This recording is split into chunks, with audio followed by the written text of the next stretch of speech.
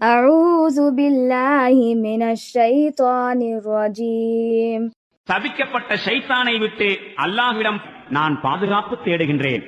ولو أن قرآنا سيرت به الجبال أو قطعت به الأرض أو كلم به الموتى بل لله الأمر جميعا أفلم ييأس الذين آمنوا أن لو يشاء الله لهدى الناس جميعا ولا يزال الذين كفروا تصيبهم بما صنعوا قارعة أو تحل قريبا من دارهم حتى يأتي وعد الله إن الله لا يخلف الميعاد.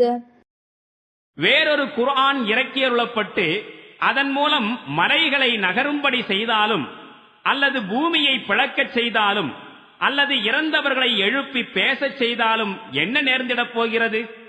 இது போன்ற சான்றுகளை காண்பிப்பது சிரமமான செயலே அல்ல. உண்மையில் அதிகாரங்கள் அனைத்தும் அல்லாஹ்வின் கரத்திலேயே உள்ளன. பிறகு என்ன, இறை நம்பிக்கையாளர்கள் நிராகரிப்பாளர்களின் கோரிக்கையின் பேரில் ஏதேனும் அற்புதம் வெளிப்பட வேண்டும் என்று இன்னும் ஆசைப்பட்டுக் கொண்டிருக்கிறார்களா? மேலும் அல்லாஹ் நாடினால் எல்லா மனிதர்களையும் நேர்வழியில் செலுத்தி இருப்பான் என்பதை அறிந்து அவர்கள் அந்த ஆசையை கைவிட்டிருக்க வேண்டாமா?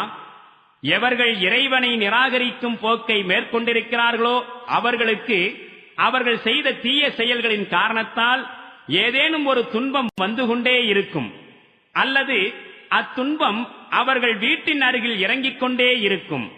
அல்லாஹ்வின் வாக்குறுதி மறுமை வரும் வரை இப்படலம் நீடிக்கும். சின்னமாக அல்லாஹ் தனது வாக்குறுதிக்கு மாறு செய்வதே இல்லை. وَلَقَدِ اسْتُهْزِئَ بِرُسُلٍ مِّن قَبْلِكَ فَأَمْلَيْتُ لِلَّذِينَ كَفَرُوا ثُمَّ أَخَذْتُهُمْ فَكَيْفَ كَانَ عِقَابِ. உமக்கு முன்னரும் இறை தூதர்கள் பலர் நிச்சயமாக பரிகாசம் செய்யப்பட்டனர்.